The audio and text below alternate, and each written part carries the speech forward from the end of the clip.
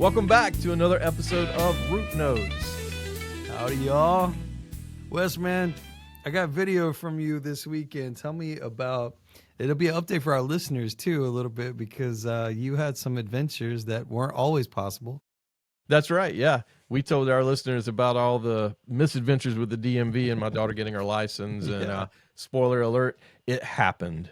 It did happen, yeah. You got a And license. Yeah, she got her license. And then you set her loose. I did. We cut her loose in maybe one of the more unexpected ways. So, you and I like to go camping, and we love the Uwharrie National Forest. It's a great resource. Took my family this weekend, my brother and his wife and his daughter and my folks. And we like to ride those trails in Jeeps. These are off-road trails. And, I mean, they're some serious off-road trails. Right. It's tricky, y'all. Yeah, it's tricky. Like, there are rocks to climb and things like that. This is not Disney World. This is No. Yeah. No, and this is not anybody's, backyard mud pit. Like, this is legit. So, Yeah. In a moment of either sheer genius or insanity, I'm not sure which, my 16-year-old daughter is riding next to me in the Jeep, and in the middle of one of these trails, I said, "You want to drive?" And she did not hesitate, man. She hopped in the driver's seat, dropped it in 4-low, and here we went. The video you said, she looked so happy, so excited. Man, it was really cool too, is to see the growth because, I distinctly remember her driving and stuff, and you were letting her start to drive, and she was just looked like a nervous wreck. And she is hauling it on off-roading trails, just the whole camera jostling, and she looks as happy and as confident as she could be. Yeah, man. That's She so was cool, man. it was pure joy. And I asked her afterwards, I'm like, so how was it? And she said, I think that's the first time I've ever smiled the entire time I drove. And so yeah, it was a lot of fun. Did she really? Yeah, man. It was cool. How cool is that, man? Yeah. So it was a good weekend out in the Uwharrie National Forest. So where were you, man? You had a big weekend too. Yeah, so I'm on the board for the National Fragile X Foundation. I'm so honored to be a part of that organization. And we had an in-person board meeting in the town of Chicago. And so I was up there, and it was a fantastic weekend. Like, we get a chance to meet with a lot of the clinicians that are doing scientific work, scientific exploration, as well as seeing and providing care for our loved ones with Fragile X syndrome from all over the country. So it was really awesome to see them. And of course, we had board work to do. But I got to tell you, man, you're talking about your kiddo. I missed something super cool that I wanted to talk about on the podcast. So when I was flying to Chicago, back home, my son Miles has Fragile X syndrome.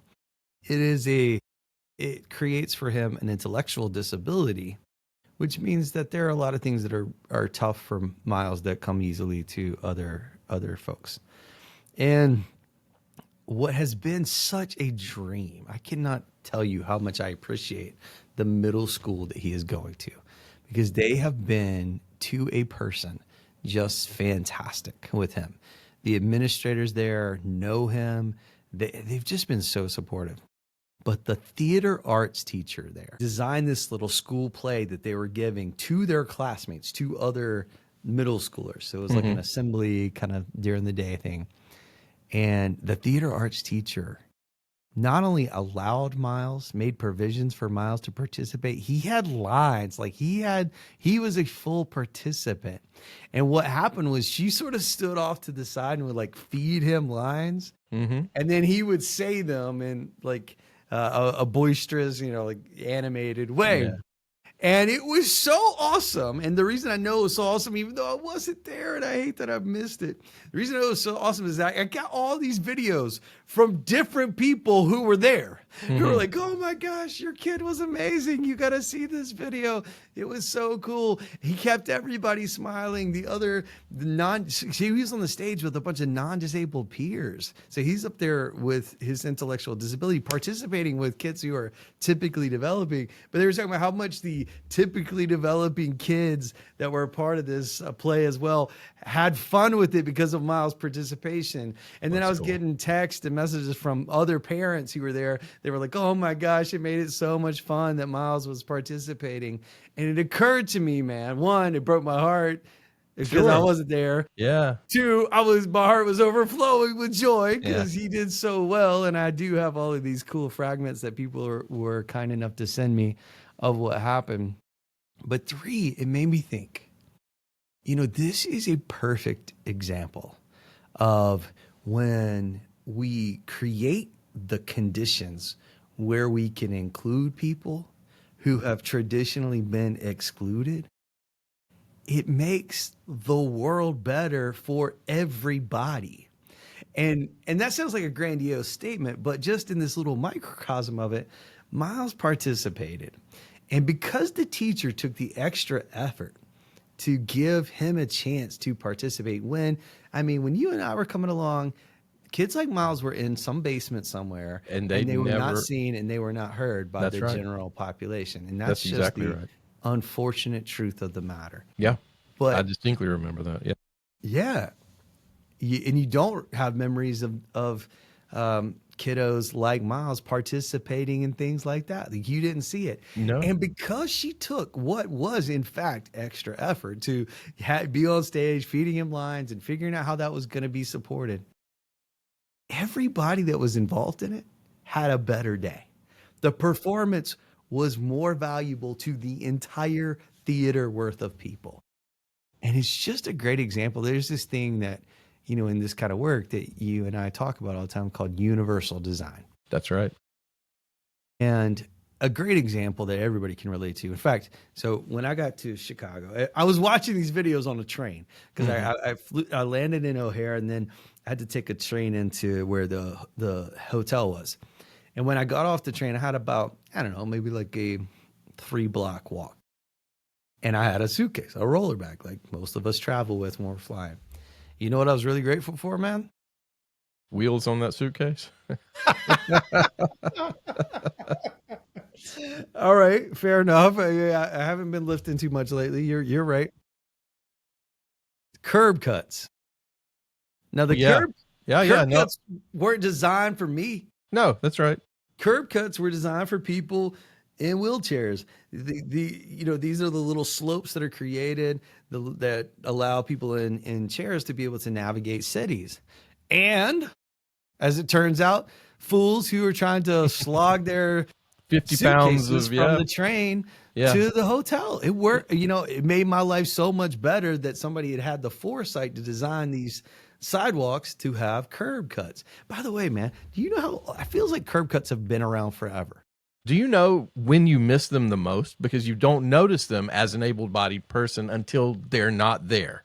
When you have a cart and you're trying to get off of a sidewalk at a Target or a store, and you That's a don't great have example. it, like it's a Yes. 4-inch drop, and you don't have any curb cuts in sight. Yeah.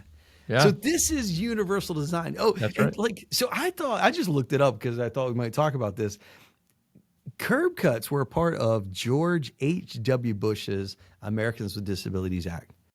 That's how recent. That's how recent 1990, which Wow. I know for some listeners is the ancient past. Oh, come on. But Yeah, it's the for many 1900s. of We're from the us, 1900s, so yeah, that's right. So, but for many of us, that's not so long ago. Yeah, they were first invented in the 40s, but they didn't become commonplace until the 90s. yeah. That's Oh, wild. Anyway, you know who which would know that? My wife. My wife knows all of those sorts of I things. thought a lot about your wife in Yeah. terms of setting this up, because a lot of what your wife does for those of us in this institution of higher education is help us think about how to do essentially what the theater arts teacher did, which is to create opportunities for people to be included who might otherwise be excluded. That's right. Access. It literally, at one point, her title was Director of Access. Yeah. Yeah. Yeah. And so a part of that is us just, and one of the other things that's happening, I think is happening for institutions of higher education across the board is like all of our online materials are Hmm. going to be required in the next year to move to accessibility standards, Yes. right? So Yeah. that people, who have visual impairments or hearing impairments, they will be able to fully participate in our class because we've taken the step to design it in such a way that all of those kind of diversities of human experience Hmm. are anticipated. Yeah. And that Because extends to multiple aspects of higher education, not just undergraduate education. Like we work with public health students, we also work with PA students and nursing students. yep, yep, And adaptive technology has leveled the playing field for folks with hearing impairment, with visual impairment. I mean, the technology and the universal design of our curriculum has allowed those things. And so, yeah, it's just light years forward from when you and I were in school. so, are you ready for a hard turn? You feel how glowing and wonderful and progressive this feels. Yeah, I'm L- I'm I'm ready for it. I'm going to hang on tight. Let's talk about suicides in mid 20th century Britain. And before we get into this, I just want to say, and I've been very open about this for years now, that I'm a person with lived experience of suicide.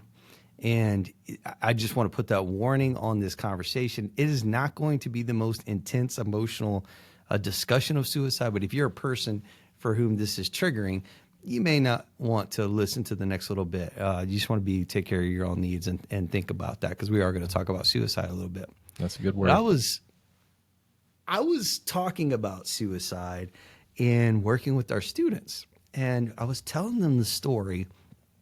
You may know this story, you may not, of the coal gas stoves, ovens, and the suicides that became very common in the middle of the early and middle part of the 20th century in Britain as a result of the coal gas. So this story works like this.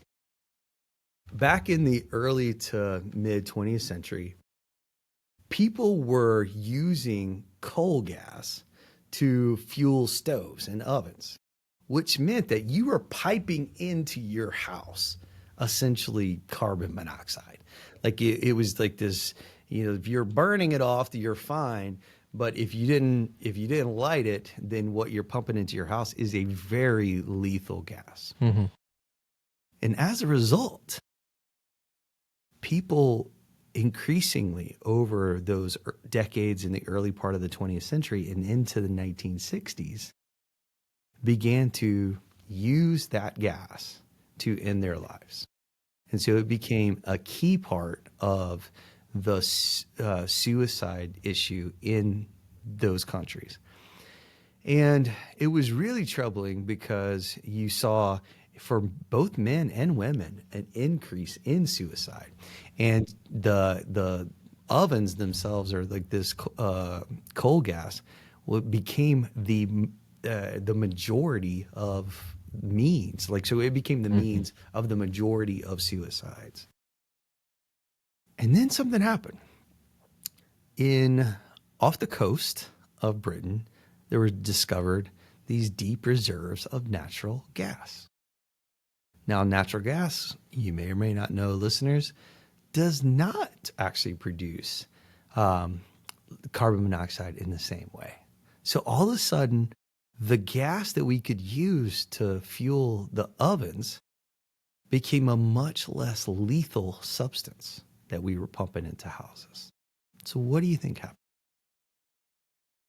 I would hope that rates of suicide dropped dramatically. Yeah, what happened? Like rates of suicide with gas, right? Yeah. So what happened was it went from being this substantial percentage of the representing the means for the substantial percentage of suicide to by 1975, this is in the 60s, by 1975, virtually zero.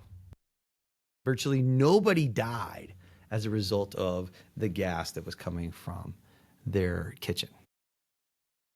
And what's really interesting is that the data that you just said is also true. So what I would have expected you to say is like, well, the percentage of deaths that are due to gas were reduced. But what actually happened is that there was a correlation between this change Hmm. and a reduction of, get this, 1/3 of deaths by suicide. Yes. That's yeah. An overall reduction I would have in the number of suicide yeah, deaths. yeah. So No, what you see that's here is amazing. this tremendous shift in the data that accompanies what, and the reason I like using this as an example with students, one, in public health is this thing where we talk about like just limiting means as a suicide prevention strategy.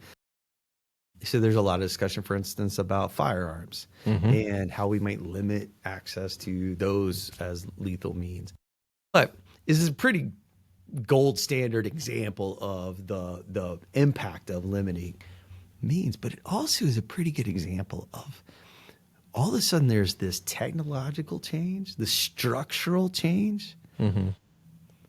that was meant to create a safer gas to go into homes for lots of reasons that hopefully are obvious, but had this benefit that was quite unexpected of making this drastic shift in something that I think a lot of people think of as a very individualized, very like decisive or like the voluntary act.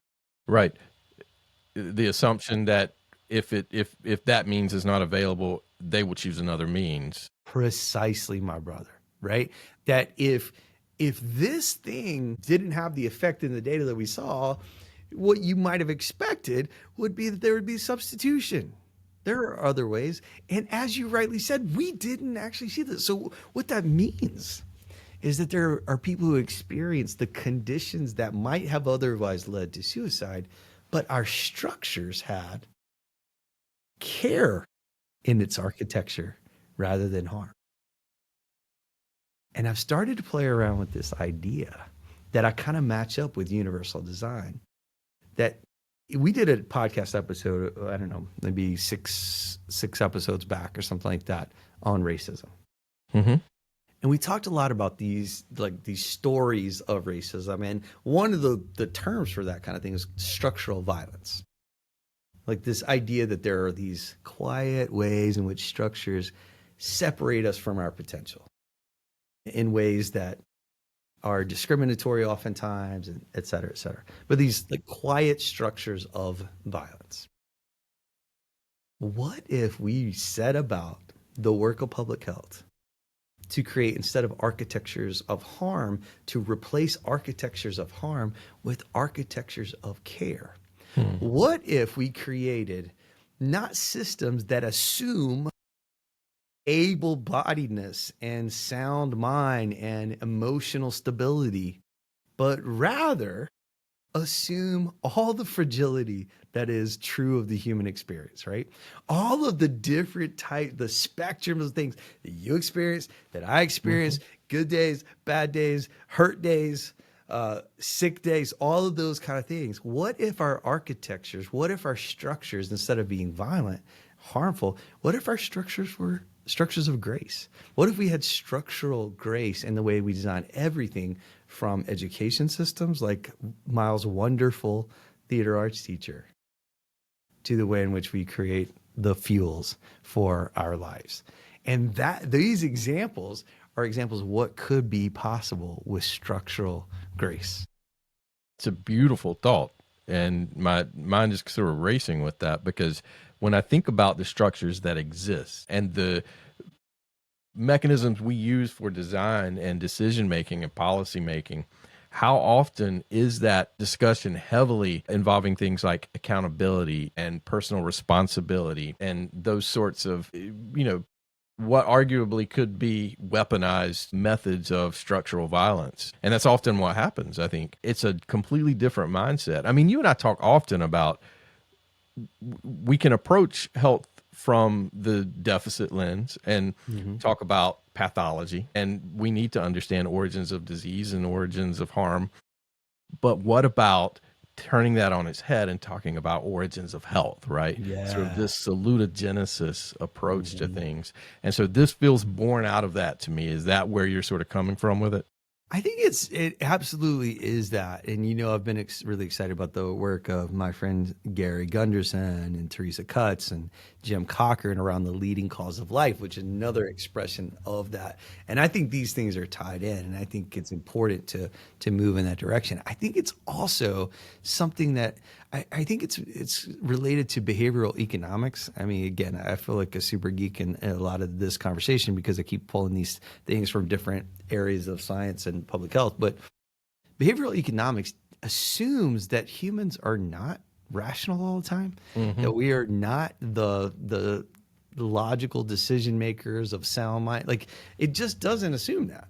And it gets really a lot closer at understanding and predicting human behavior when there's a really popular text about this that's called Predictably Irrational. And I think in public health, sometimes we don't do enough, and public policy even, of recognizing, like, actually, we are oftentimes not rational. We're oftentimes sick. We're oftentimes not at our full capacity. Many of us have different expressions of what full capacity even means. And we could design systems that give a lot of grace for all of that if we chose to. Sure, absolutely. I wonder if just the sort of trajectory that we're on with sort of this mindset of, again, accountability and individualism can be countered by small examples like you're describing of building structures of care and structures of grace. Because when I think about this, I love it as an idea, Mm-hmm. but it feels so impossible and so overwhelming to think about how do we have massive policy change. And I wonder if that's not the way to start at all anyway. I wonder if the smaller instances and examples of these things, as we're building policies, that we're building in these small things that make the difference and Mm-hmm. then that demonstrate to folks the value of it. I don't know. What are you thinking? Yeah, no, I think that that's right. And I just want to remind listeners that this whole impact of moving from coal gas to natural gas had a very unintended, but seemingly major impact on the data around suicide, right? It's not as if somebody sat down and said, like, okay, I'm going to figure out suicides in Britain, and this is what we need to do.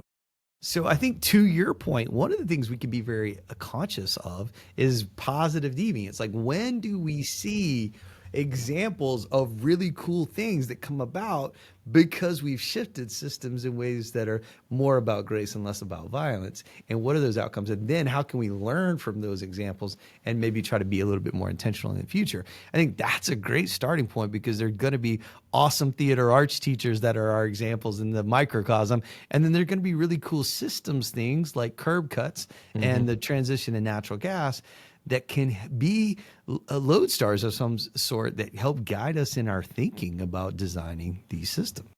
Yeah. I mean, I think that's probably true. I wonder how I, now that I'm thinking about this, can walk through my day tomorrow and my week starting to recognize some of those things Mm-hmm. that have been, because I never thought about curb cuts specifically Right. in this way for a very long time as part of universal design and Mm-hmm. access, right? I mean, if the truth is, if you had asked me about it 15 years ago, I might would have said, yeah, that's the thing I use to get my cart off the sidewalk, right? Right. Not Not even realize necessarily. it's real Yeah, intent. that's exactly right. I think that'd be a good challenge for us, honestly. Is to sort of let's start looking for those things, and once you start seeing them, I'll bet it starts shaping your thinking differently. Hmm. And looking for how the world gets better because of the inclusive steps you've taken for certain populations, how it gets better for everybody. Another great example that we probably all used, that's kind of like curb cuts, is if you've ever walked up to a door with your hands full and hit that little button Oh that yeah, opens the door for people. They even has a chair on the button because it's designed for people who might be in chairs and need the door open for them. But it helps a whole bunch of other people, right? yeah. Oh yeah, no doubt about it. I wonder if this whole sort of shaping our thinking can be informed a little more by just the way we think about belonging. right? The way Mhm. we think about our own belonging and in our families and our communities and in our organizations. Because maybe one of the easier ways to sort of see the value in some of this is to think about ways in which I have been included in the Mhm. past. Ooh, I like that. Yeah. Yeah, think Um, about how have I been included, and then go forth and like pay that forward into the yeah. world. Is that what you're saying? That's Yeah, really I cool. mean, yeah, I really do think I'm going to spend some time thinking about ways in which I specifically, like Wes has been included, and what grace I've been afforded at times when maybe I didn't deserve it, Hmm. maybe it wouldn't typically happen. You know, one of the things that we do in our jobs and our relationships is we kind of bank some credibility over time, and we think that we're withdrawing from that bank sometimes when we get grace, but that's probably not true. The truth is, we probably are already at a deficit with those credits. Well, the Somebody's thing granting is, us that. you can't bank grace. That's right, but we think we Grace, can. yeah, grace is just given. It's not That, earned. that's what I'm saying. I think we Yeah. view it as Oh, I'm I putting think in the I'm hours, I'm putting in the effort, I'm banking right. that grace. That's not something you can actually do. Absolutely. So let me leave you with this. To your point about like how can we operationalize this, or how can I do my day different, or how can I, change something that I control? Because you're probably not responsible for what is pumped into the gas lines for an entire country. So what could you do? Well, I think you could build these sort of structural grace opportunities or processes in the people that you create opportunities to belong. Hmm. And let me give you an example that's happening right now. The students who are a part of my community health assessment course are doing the community health assessment for the county where we're situated. And they are having all kinds of learning adventures in doing this. And one of the things that I came to the reason I'm still wearing a suit, if you're watching this as the video podcast, I'm still in a suit tonight, is because I came from one of the listening sessions where we are going out into the community and just having people not just do surveys with us, but actually talk to us and share with us. And we got a chance to listen to a woman who was just a gem talk to us about her decades and decades of experience in this county. And, so listening to oftentimes elderly folks in our society, their voices are ignored or not listened to. And so being able to listen to that. But we've also got something really exciting, tying this all the way back to where we started in this conversation. Not this Saturday, but the next. I'm doing a listening session that's going to be in conjunction with the ARC of our county and Special Olympics in our county for people with disabilities, with intellectual disabilities in the community. A listening session that's a part of the community health assessment process where folks who are living with disability and the people who love them are specifically the priority population. And we're going to do a focus group with these folks to help inform the county's health assessment. You and I got a chance to do a I facilitation. was just thinking about this. Yeah. Go for it. Talk. We had the opportunity to work with a very cool organization outside of DC, families affected by Down syndrome and individuals living with Down syndrome, kids and adults. And we got to do all of these really cool listening sessions and focus groups with different sort of SIG groups in there. Some folks were focused on adult living, some were focused on dealing with school systems and how to navigate all of that. And I learned so much in the process of that about this design and integration and inclusion in ways that Mhm. I thought I knew a lot about it. Yeah. I never knew the extent to which this happens in small Yeah. pockets and how beautiful it is and how impactful it is. How Not and I'm not impactful it is. I mean for the community around Mhm. these folks, not just the people and the families, but the folks who are working in the apartment buildings, the folks who are working alongside these folks, the employers, the teachers, they're happier. You and I came in to help facilitate a strategic planning process, which we had done, for decades now. But we get a chance to do that process with people in the room and as a part of the facilitation who have Down syndrome, and their insights were irreplaceable. They Like absolutely we were. could not have done it in the same way without them. And that's the point that I'm trying to make. Hmm. So what will happen? I am convinced, not this Saturday, but the next, when we do this, it's a very special listening session with the ARC and Special Olympics and people with disability. It's not going to be cute. It's not a photo op. Mm-mm. It's we are going to get perspectives that we would not get any other way. And these are the structures of grace that invite people into the process and end up making the world better for everybody involved. And I think there are little and huge ways that we could build a world that works a lot better in this direction. No doubt about it. We had the opportunity at Campbell's Community Care Days recently to work with Miracle League, which is Yeah, perfect example. which our students are still raving about that. The folks who coordinate all of that, which it's an amazing operation and it's just fantastically pulled off, are still raving about that collaboration. It fundamentally changed many of our students in med school, students in PA school, students in public health. I mean, and they're changing where they want to go practice now. They're like, I want to work in pediatrics. I want to work with kids with disabilities because they saw this, they experienced it, the structures of grace, the power of inclusion. And once you step outside that box a little bit and we have these structures that can pull you in and integrate you into that experience, I think it's probably life-changing for a lot of folks. And world changing, right? And that's the thing. Like it is for my son's theater arts teacher, it was no doubt more work. When you create a baseball league for kids with folks with disabilities, it is a ton of very intentional work. No doubt. But the point that you're making is payoffs. Like when we create curb cuts, when we create the little button that opens a door, when we invite people in that have never belonged in the conversation before, it is more work, sure. But look at the payoffs. Yes. Look at how the world becomes a better place. Yeah. And that's where I think this whole guiding concept of structural grace could be really impactful to the work. I love that. We could spend a lot more time on this, and I kind of want to unpack it a little more, but we're probably getting to the point where we need to get you off to bed and tucked in, man. You've had a long night. Yeah, man. I need some sleep because we got more exciting things to come. Before we go, I do want to talk a little bit about Miles' performative ability because he is just the most fun, and he imitates You guys listen to NBA podcasts all the time.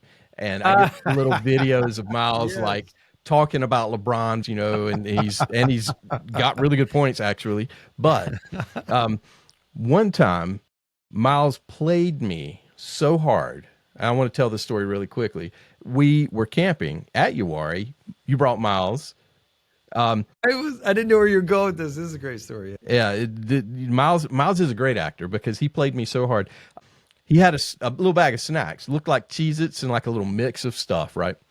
And you and I have used the word grub because we're from the 1900s, right? And grew up in the 90s and the 80s, that if we're going to grub, we're going to get something to eat. So I just assumed that when Miles looked at me and held up this bag, he said, "Hey, Wes, you want a grub?" Sure, man, I'll take a snack.